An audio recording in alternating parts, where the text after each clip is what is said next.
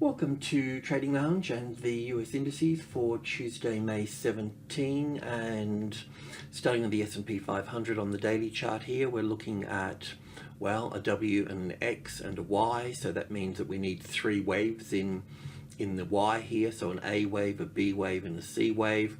And in the C wave, of course, we're looking for 5 waves of 1 and 2 and 3 and 4 and 5 here to finish this off. It is possible, we've got 5 waves in this little leg here, so it is possible that we could put wave C here and have the market complete at that point, and we can go up from that point. We won't go into that. We're mindful of that, but we won't go into that particular space just yet as this whole correction being completed, until we move past 3 waves here. So we're looking from B to B down to 1 and 2 and the 50-60% retracement level area here. We're looking for a move up in 3 waves. We've got wave A, and wave B is just about formed in most cases, and then we're looking for wave C.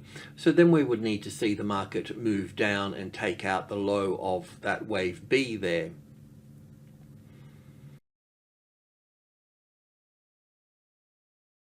So when you've got, anyway, we'll look at that a bit closer, but that would be the confirmation taking the B wave out that we're going down at that point. If, however, we get 1, 2, 3, 4, and 5 waves to the upside here, well, then we're forced to be bullish to a point. So we can look at 5 waves here, and then we'll be getting an A and a B and a C wave back. Because we got 5 here, that after a correction would get another 5, which would take us to the 50-60% retracement level from that high to that low. So we may end up in a bigger correction at that point. That's completely possible, right? So we just need to be mindful of all the steps along the way. However, if we do get the 5-wave structure here, and we'll end up buying the pullback, and we'll trade this leg here. Once this leg is finished, we'll see if we get a correction back again. If we can see that as corrective and not impulsive to the downside, then we'll look at wave 5 going to the upside. Then we'll have 1, 2, 3, 4, 5 here. And if we've got 5 waves here, well, then we'll look for an ABC pattern here as a corrective move, and then we'll get another 5 waves up at that point. So basically, it's just going step by step, and we'll trade what we know, and what we don't know we will say, and we will just be a little bit patient and wait for divine timing, if that's the right word. So yeah, that's it. I mean, a low can be in here. When we look at the S&P 400 here, this is it here, just on 50 ticks, but that's the top of the market there. We could look at it like this as an A wave here, and an A, B, C for the B wave up here, and 5 waves down for the C wave. So an A, B, and C here for the A wave, an A and a B and a C here for the B wave. So an A wave, a B wave, and 1, 2, 3, 4, 5 down here for the C wave. So we could be finished. We could go up from that point. This is a classic trading levels pattern at trading level 5. So that's all possible. It's all doable. So we just need to see, I don't particularly want to take sides on this just yet. I'd just rather sort of wait for the evidence. We'll either get 3 waves here, or we'll get 5 waves. That's all we're waiting for. And if it is 3 waves, it needs to come down and take that low out of that move here. So that's what we're looking for. So as I said on Monday morning, we can expect Monday and Tuesday to be strong, and maybe even Wednesday, and then we still need to wait for the turn. So even when it turns, we won't be sure until we can gather information on the turn there.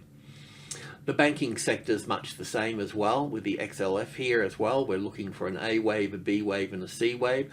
The banking sector may be leading to the upside here. It's got the first little impulse wave here for this. The impulse wave on the S&P doesn't look that crash hot, but anyway, that's what we're looking at here. So we're just looking for a little bit of equality between wave A here and wave C over here for this. So even when we get to this point, it may not be the A, B, and C for wave 2 here and then come down again. We may end up going further up. But if that's the case, we'll be looking, I need evidence to be bullish and I need evidence to be bearish, and that's what I'm waiting for. It's as simple as that. I can see both sides of the coin, and I think that's healthy, and we just need to eliminate them one by one. So we're going to be playing both of them. So in this case here, I'll just go to, I won't go to the 5, I'll just go to the 2K tick, I think. So we're just looking for, this is the move off the low here. Like it can be the low, it can also be wave 1 here as well. We shall see. The A wave, the B wave, the banks have got a better 5 waves up there. That's why I showed that sector. But in some cases, like the Nasdaq, we can put wave B over here because this looks like a wave C coming down.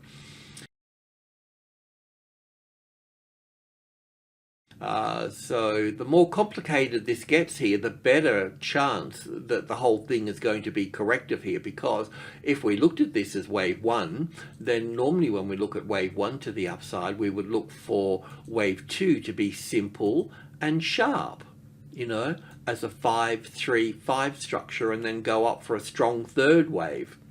And it should be stronger than the angle of wave 1 here. If we see, however, that this move over here is on more of an angle, like this C wave here, lazy C wave, then we'll go, oh, okay, well, I think we could actually just about sell in that box then, because it's very lazy and it's, you know, it's sort of struggling to go to the upside. Let's get a small position in here. Otherwise, we'll need to wait for the market to take this B wave low out here, over here, for that to help confirm. I'll just take that across there. But that's only valid if the market goes up here as 3, 4, and 5 into this space, you know. And then when it comes down here, it's likely to be 5 waves coming down here. So then it's going, after 5 waves, you know, there's going to be a corrective move to the upside at that point, going back 50 or 60%. Then you could also look to add in here on that B wave low here for that. If you haven't sold up here, and you don't need to bet the kids in the house and everything on that, you know, maybe just the kids, and then down again, and then back again, and then we'll come down, and then we'll retest that, and that's where you can just, I mean, that's just really there for confirmation, but we would look for the classic trading levels pattern at this point, which would look, it might be nice and simple like this, but most of the time when it comes through here, we don't chase it. This move up here will be on lower volume than this move, and also too, when this moves up here, it can very easily come across the top there. And play out at the top and make it a bit more complicated. It comes up the top there. If it comes up the top there, you can still use this low and this low, but I prefer to start the process again. So that would be like this moving down through here. So it'd allow the first low below the level. In fact, this little pattern in here won't be that simple. It will be a fractal of this bigger pattern in here. So you can understand that and then refine what you're doing further and further and further.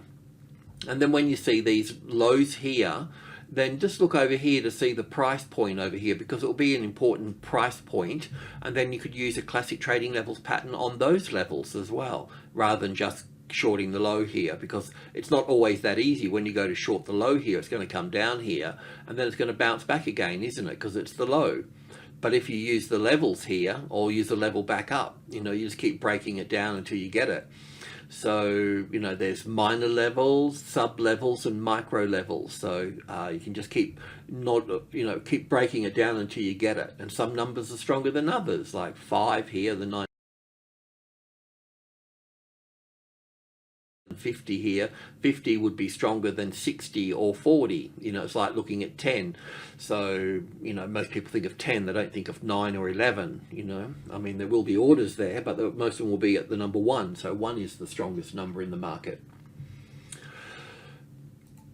Okay, so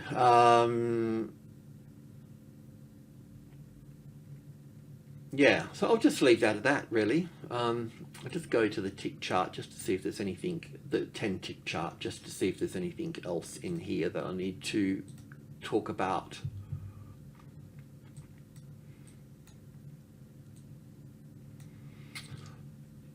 Not really. We've just about talked about all of that. So I'll move on from that point. and we'll look at the Nasdaq, and you can see the Nasdaq on this side over here has come down a little bit further, so we could look at all of this as the A, the B and the C wave down here, and then start the journey of 5 waves to the upside. So it's kind of lagging a little bit, this market. So in this case, the banks here look like they can have 5 waves up into this space. So the banks are probably leading. They will be the ones to watch. They're the ones that are going to turn first down here in this point. And the other point here too, if that's the C wave here, which it looks like a nice 5 wave structure here, then it makes this whole correction here quite complicated. So it makes it like it would rather be the B wave rather than wave 2 coming in here for this. You know, I would have to put the B wave first based on that. So I'll put that over here. So there's, at this stage, looking at this B wave being so complicated, there's more of a chance that this wave C of 2 is going to be correct and we're going to come down from that point. It's not like it's confirmed, it's just that, well, that's not, wave 2 is normally sharp and simple. That first bit here was sharp, that's good, but this is not simple, this is more complex here, you know. So yeah, so it does start to put a bias on this wave 5C of 2 at this point. So the next thing to do is just to check on the angle. So we can see that that would be the angle there for that. So when this moves up here, all you need to do is just compare them. If that's going to be a third wave up, it's going to be sharper. It's going to be sharper than this wave 1 here, or at least as sharp, you know. If it's any lazier than this one here, like over here somewhere, then you know that it's likely to be, you know, if it's like that, then you know that it's likely to be wave C at that point. And that means that you can go to short in this box. It means you can, you know, short under here. You can stack them, you can get in a bit earlier and stack them higher at this point, you know. And the Russell, the same thing here again as well. I think there might be a wave 5 sitting in here in this sharp little move to the upside, or that could be wave 1 here and wave B could be over here. There's a few options that can play out in this space here for the Russell. Bit of a dodgy wave 2, I have to say. I'm a little bit unsure about this, but anyway, the 18's holding it here. We still need one more pop to the upside. So when it goes to the upside, it will come down, it will bounce, and eventually come through. So it will give you a classic trading levels pattern at this point. So you can go short from that point. Alrighty, I'm going to leave it at that. Thanks for tuning in. Cheers.